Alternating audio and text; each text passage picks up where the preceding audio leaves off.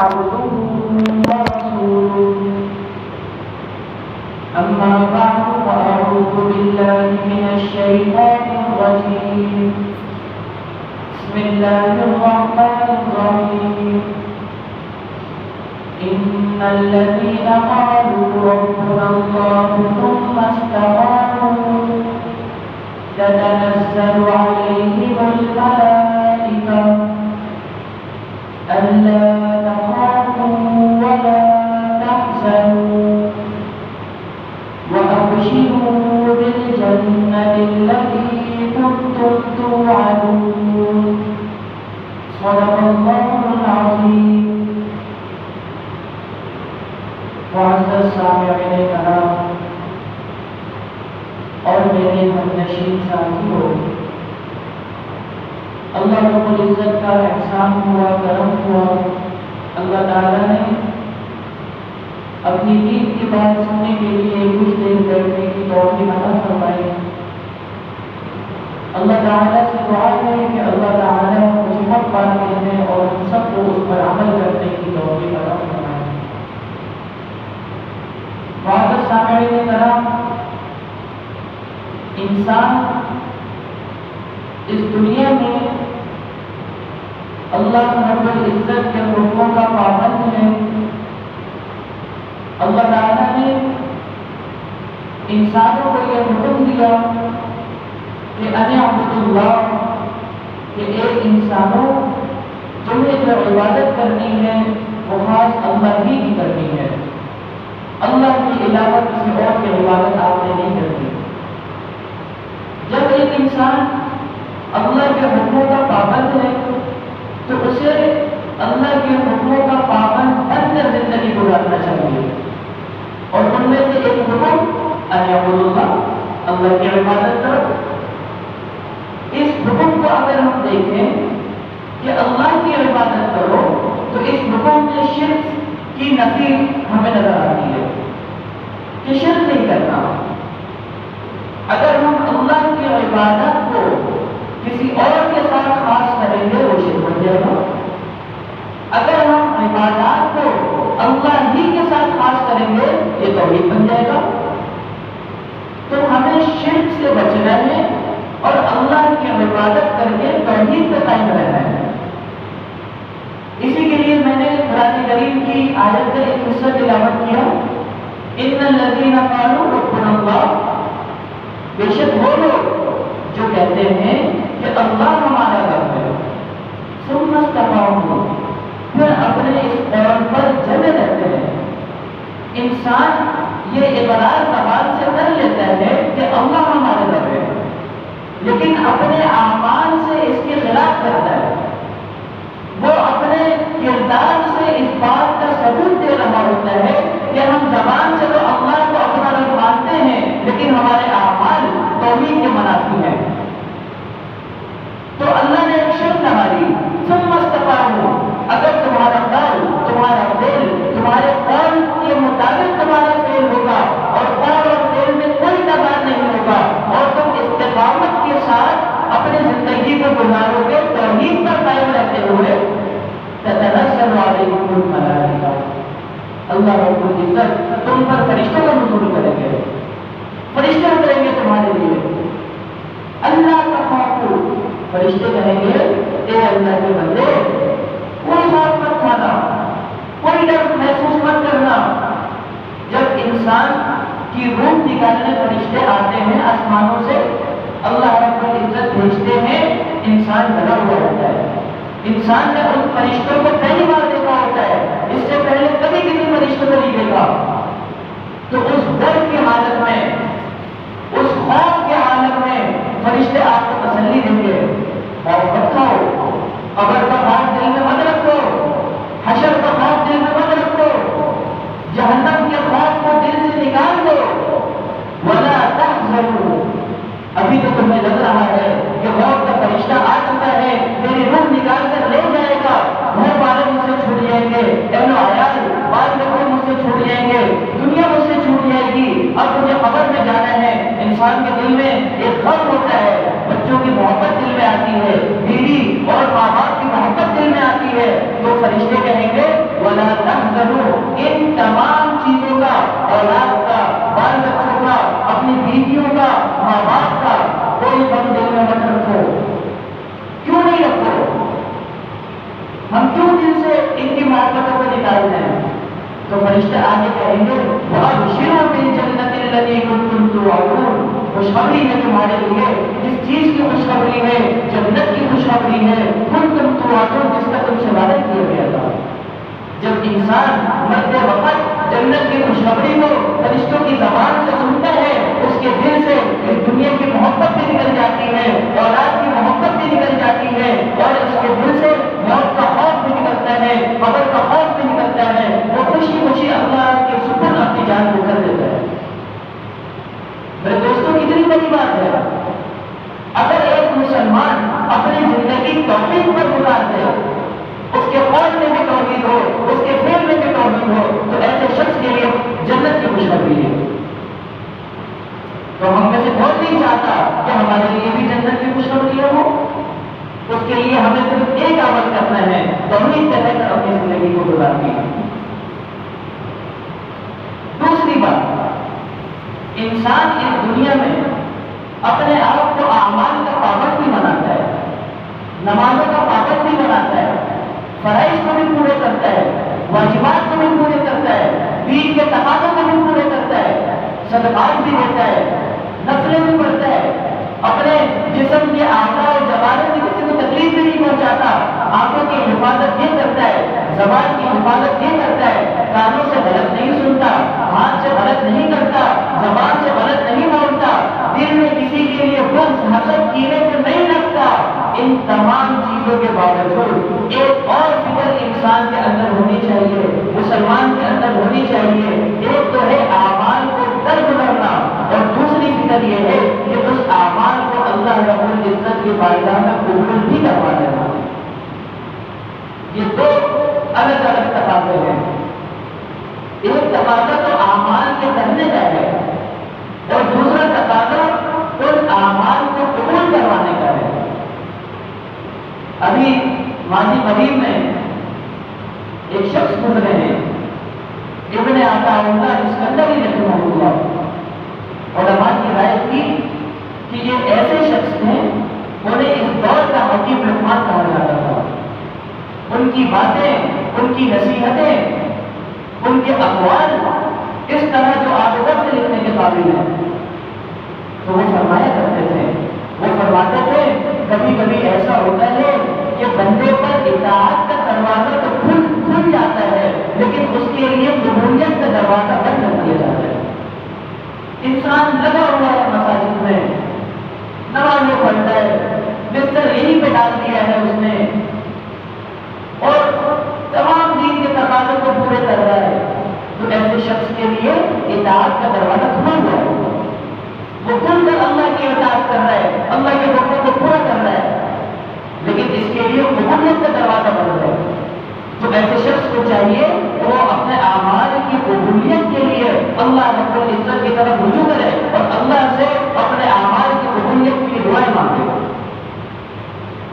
میرے دوستوں، ایک مفہوم بہت مشہور ہے، خاص طور پر ہمارے مدارس میں، اور یقیناً اس کی بنیاد بہت مضبوط ہے کہ اللہ رب العزت کی یہاں قابلیت شرط نہیں، قبولیت شرط ہے۔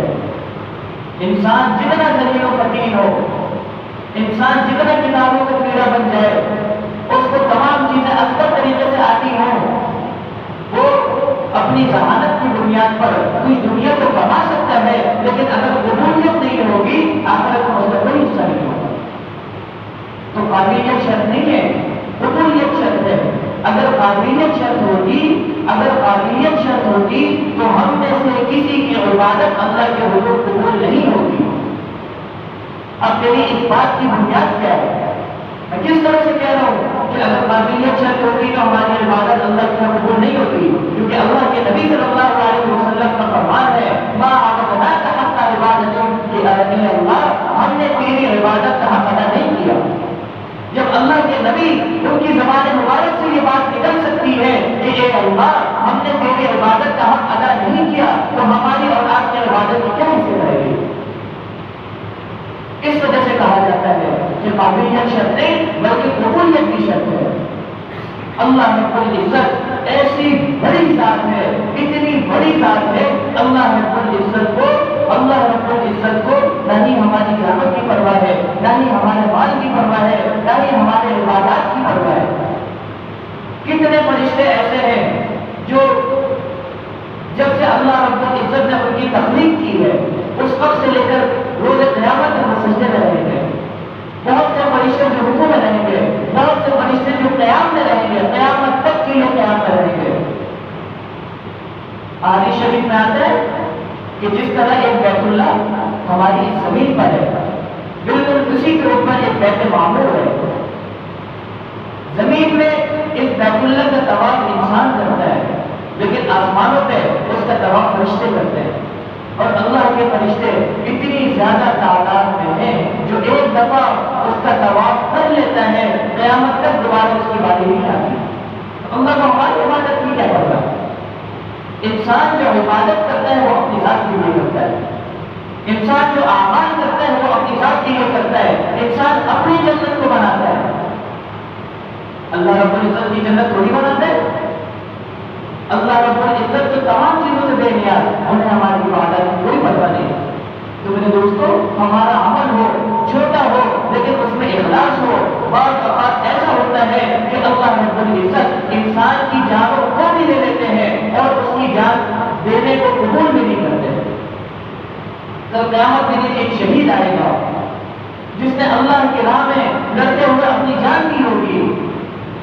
اللہ رب العزت کہیں گے تو نے میرے لیے کیا اعمال کیے، کیا لے کر آیا ہے تو دنیا سے؟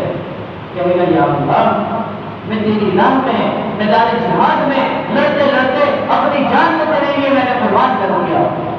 اللہ رب العزت فرمائیں گے اس کا مفہوم یہ ہے تو جھوٹ بولتا ہے، تو شہید میرے لیے تھوڑی ہوا تھا، تو شہید تو اس وجہ سے ہوا تھا کہ دنیا والے تجھے شہید کہیں، دنیا والے تمہیں شہید کہیں، دنیا میں تمہارا نام و نمود ہو، دنیا والے فخر سے کہیں، تیرا باپ فخر سے کہے میرا بیٹا شہید ہو گیا، اور تو یہ چاہتا تھا کہ دنیا میں تیرا نام ہو جو کہ ہو چکا، دنیا والے تجھے شہید کہہ چکے، تیرے ساتھ شہادت والے الفاظ کو لگا چکے، لہذا تیرا جو مقصد تھا وہ پورا ہو چکا، اب آخرت میں تیرے لیے کوئی حصہ نہیں ہے۔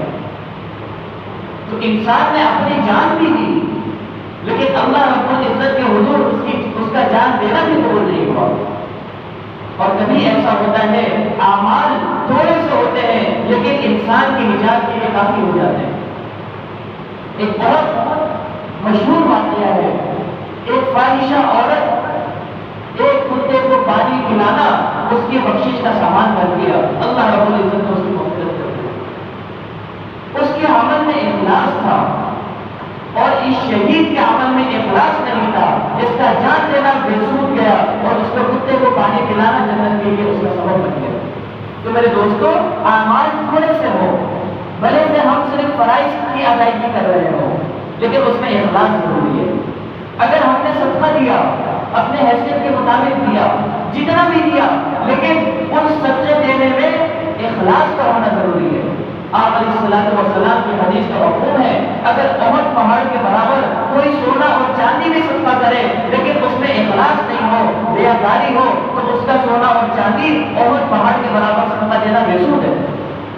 اگر کسی نے کھجور کی گٹھلی بھی صدقہ کی اور اس میں اخلاص ہو تو وہ احد پہاڑ کے برابر سونا چاندی صدقہ دینے سے زیادہ بہتر ہے۔ تو ہمیں اپنے عمل میں اخلاص بھی کرانا ہے، ہمیں اپنے آپ کو اللہ رب العزت کے حکموں کا پابند کرنا ہے، ہمیں اعمال کرنے کے بعد اس کی قبولیت کی فکر کرنی ہے۔ اب ہمارے اعمال قبول کیسے ہوں گے؟ سوال یہ ہے، ہم نے نماز پڑھ لیا، اس نماز پڑھنے کے بعد ہم کس طرح سے اپنے اس نماز کو اللہ کے حضور قبول کروا لیں؟ اس کے لیے علماء نے 3 چیزیں لکھی ہیں۔ پہلی چیز، انسان کا پیٹ حرام مال سے پاک ہو، انسان کا پیٹ حرام مال سے پاک ہو۔ یا ایھا الذین آمنوا کلوا من الطیبات واعملوا الصالحات، اللہ رب العزت نے فرمایا اے ایمان والو، کلوا من الطیبات، پاکیزہ رزق میں سے کھاؤ، واعملوا الصالحات، اور نیک عمل کرو۔ نیک عمل کی قبولیت پاکیزہ رزق کے ساتھ خاص ہے۔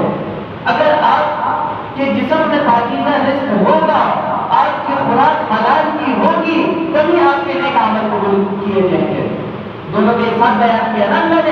یا ایھا الذین آمنوا کلوا من الطیبات واعملوا صالحات، پاکیزہ کھاؤ اور نیک عمل کرو۔ اگر ہم حرام کھاتے ہیں اور نیک عمل کرتے ہیں، ہمارا نیک عمل کرنا بھی چھوٹ جائے گا۔ تو عبادات کو قبول کروانے کے لیے اپنی غذاؤں کا حلال کرنا ضروری ہے، حرام سے بچیں۔ دوسری چیز، اللہ رب العزت سے اپنے اعمال کی قبولیت کی دعا مانگنا کہ اے اللہ، میں نے تو یہ عمل کر لیا ہے، یقیناً اس طرح سے نہیں کیا ہوگا جس طرح سے کرنے کا حق تھا، تیری ذات تو اس چیز سے بے نیاز ہے۔ انسان تو اپنے حیثیت اور اپنے اعتبار سے اعمال کرتا ہے، تیری ذات تو بہت بلند ہے، یا اللہ تو ہمارے عمل کو قبول کر لے۔ اللہ رب العزت فرماتے ہیں ادعونی استجب لکم، اے میرے بندے تو مجھ سے دعا مانگ، میں تیری دعا کو قبول کروں گا۔ تو مجھے پکار، میں تیری پکار کا جواب دوں گا۔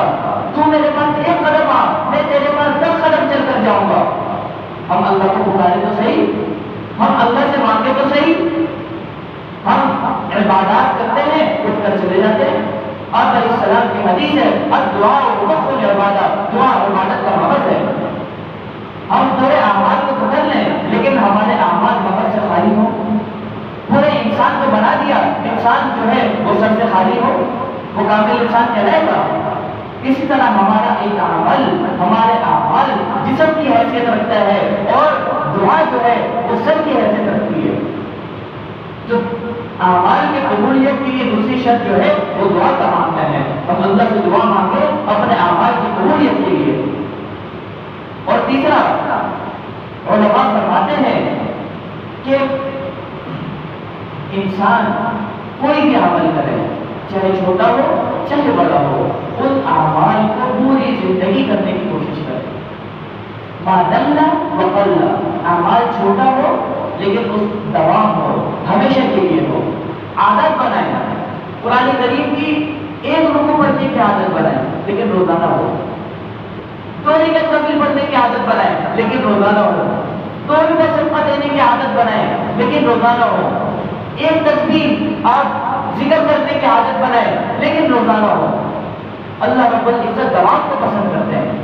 تو یہ 3 چیزیں ہیں، اگر کوئی انسان چاہتا ہے کہ وہ اپنے اعمال کو اللہ رب العزت کے ہاں قبول کروا لے تو پہلی چیز اپنے رضا کو حلال کرے، دوسری چیز اپنے اعمال کی قبولیت کے لیے اپنے اللہ سے دعا مانگے، اور تیسری چیز اعمال میں دوام کو پیدا کرے، ہمیشہ کرے۔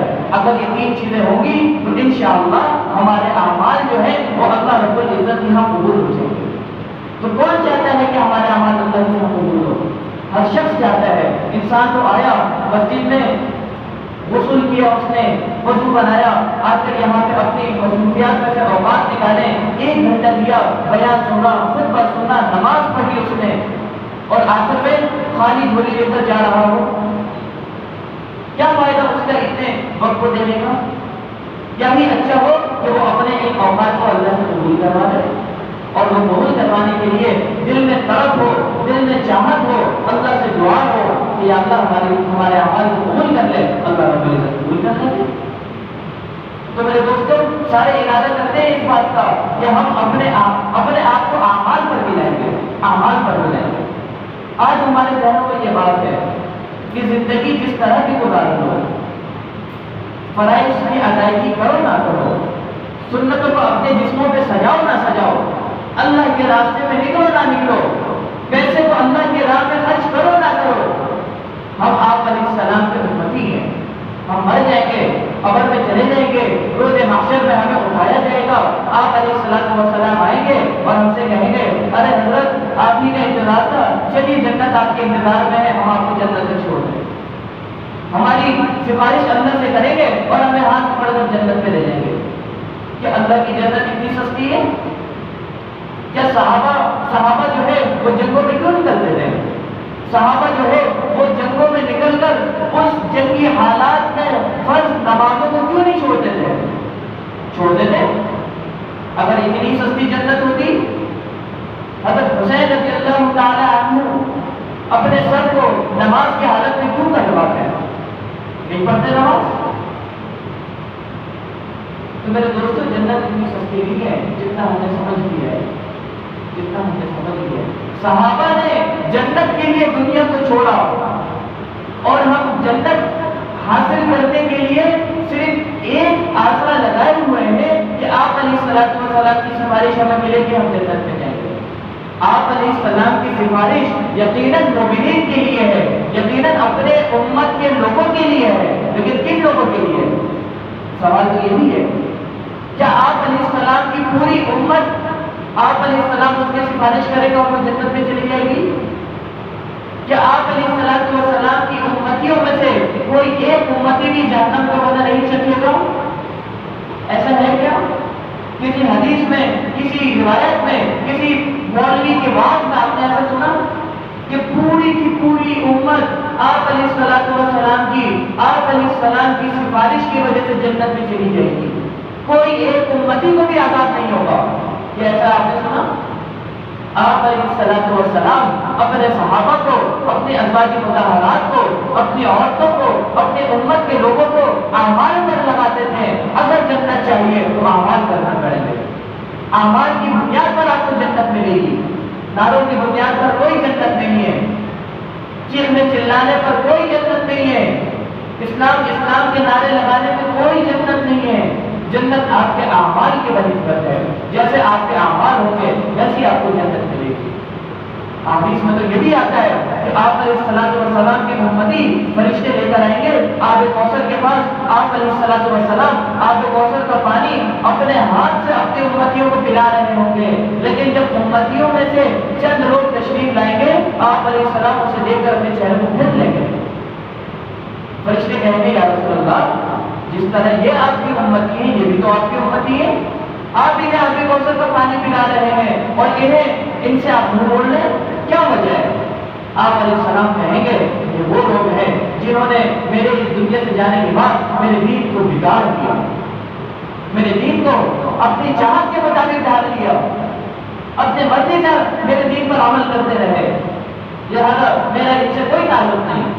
جب آپ علیہ السلام منہ موڑیں گے یقیناً فرشتے ماتھے کے بل گھسیٹ کر اسے جہنم میں ڈال دیں گے، جس سے آپ علیہ السلام منہ موڑ لیں۔ کون ہے جو اسے جنت میں لے جانے والا ہو؟ کون ہے؟ یقیناً وہ مسلمان بھی جنت میں جائیں گے، لیکن کس حال میں جنت میں جائیں گے؟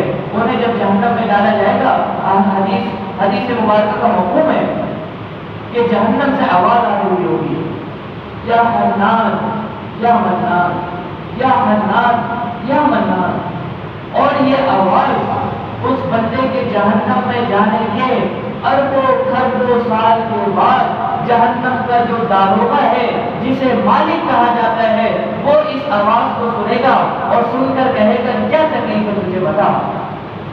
وہ جہنمی کہے گا کہ مجھے اللہ رب العزت کے میرے پیغام کو اللہ رب العزت کے ہاں پہنچا دو کہ آپ کا کوئی بندہ حنان اور منان کے نام سے آپ کو پکار رہا ہے۔ وہ فرشتہ اللہ رب العزت کے حضور جائے گا، اللہ رب العزت کو ان تمام کیفیات کے بارے میں بتائے گا، واپس اس بندے کے پاس جہنم میں آئے گا اور اس آنے اور جانے میں ہزاروں سال کا عرصہ گزر جائے گا، ہزاروں سال کا عرصہ گزر جائے گا میرے دوست۔ اس کے بعد اللہ رب العزت حضرت جبرائیل علیہ السلام کو حکم دیں گے کہ جاؤ میرے اس بندے کو نکال کر لے کر آؤ جہنم سے جو مجھے حنان اور منان کے نام سے پکار رہا ہے۔ حضرت جبرائیل علیہ السلام جب جہنم میں جائیں گے تو انہیں سمجھ میں نہیں آئے گا کہ اس جہنم کے اندر انسان کون سا ہے، کوئلہ کون سا ہے، پتھر کون سا ہے، ان چیزوں میں وہ فرق نہیں کر پائیں گے۔ وہ دوبارہ اللہ کے حضور جائیں گے کہ یا اللہ مجھے تو سمجھ میں نہیں آ رہا کہ اس میں انسان کون سا ہے، سارے تو مجھے جل کر راکھ نظر آ رہے ہیں۔ پھر اللہ رب العزت اس شخص کی تمام کیفیات کو بیان کریں گے کہ وہ شخص ایسا ہوگا، اس جگہ پہ ہوگا، اس دیوار پر ٹیک لگا کر اس انداز میں بیٹھا ہوا ہوگا، جا کر اسے اٹھا کر لے کر آؤ۔ پھر اسے اٹھا کر لے کر آیا جائے گا، آب کوثر کے پانی سے اس کو دھویا جائے گا، پھر اسے اللہ رب العزت کے حضور پیش کیا جائے گا، پھر اللہ رب العزت اس شخص کی مغفرت کر کے اسے جنت میں ڈالے گا۔ کیا ہم میں سے کوئی انسان ایسا ہے جو اتنے اربوں خربوں سال جہنم کی سختی کو برداشت کر لے، جو اتنے عرصے جہنم میں جل سکے، جہنم کے آگ کو برداشت کر سکے؟ اگر کوئی کہتا ہے کہ میں جہنم کی اس آگ کو، اس عذاب کو برداشت کر لوں گا، یقیناً اس کے دل میں جو چاہے وہ کرتا رہے، گزارے زندگی اپنی مرضی سے۔ اگر ہمارے دل میں یہ بات ہے کہ ہم جہنم کے اس عذاب کو نہیں برداشت کر سکیں گے، اور جہنم بھی ایسی چیز ہوگی جہاں پہ انسان کو موت تک نہیں آئے گی، انسان زندہ ہوگا اور اسے آزاد کیا جا رہا ہوگا۔ آج آپ یہ تصور کریں کہ انسان زندہ ہو اور اس کی ایک انگلی جلائی جائے، پھر دوسری جلائی جائے، پھر تیسری جلائی جائے، پھر چوتھی، پھر پانچویں، اس طرح جسم کے اعضاء کو باری باری جلایا جائے، کیا حالت ہوگی اس شخص کی؟ یقیناً انگلی جلانے سے اس کی موت تو نہیں ہوگی، پیر کی انگلیاں جلانے سے اس کی موت تو نہیں ہوگی، لیکن کس طرح وہ تکلیف میں تڑپے گا۔ اور جہنم میں اس دنیا کی آگ سے 70 گنا زیادہ شدت والی آگ جہنم کی ہوگی، یقیناً ہم اسے برداشت نہیں کر سکتے۔ تو میرے دوستو، میرا آپ کو یہی پیغام ہے، یہی نصیحت ہے، اور یہی میں آپ سے کہوں گا کہ اپنی زندگیوں کو تبدیل کر لیں، اللہ کی طرف آ جائیں، اللہ کے احکامات کی طرف آ جائیں، آپ علیہ السلام کی سنتوں کی طرف آ جائیں، ہر ایک ہی سنتوں سے محبت اپنے دل میں بسا لیں۔ آپ علیہ السلام کی سنتوں سے محبت اپنے جسم پر ان کی سنتوں کو عمل کر کے کرنے والے بن جائیں۔ دیکھ کر لگے کہ یہ آپ علیہ السلام کا عاشق ہے، دیکھ کر لگے کہ یہ بندہ اللہ کے حکم کو پورا کرنے والا ہے، تبھی آپ کی اور ہماری کامیابی ہوگی۔ تو اللہ رب العزت سے دعا ہے، اللہ تعالیٰ ہمیں اپنے سب سے پہلے ہمیں تمام فرائض اور واجبات کو ادا کرنے والا بنائے، اعمال کا پابند بنائے، اور دوسری بات، اعمال کرنے کے بعد اللہ رب العزت ان اعمال کو قبول کرنے والا بنائے۔ اللہ رب العزت سے دعا ہے جو کچھ پڑھا کے آپ کو بتایا گیا، اللہ تعالیٰ ان سب پر عمل کرنے کی توفیق عطا فرمائے۔ وآخر دعوانا الحمدللہ رب العالمین۔ سنتیں پڑھیے۔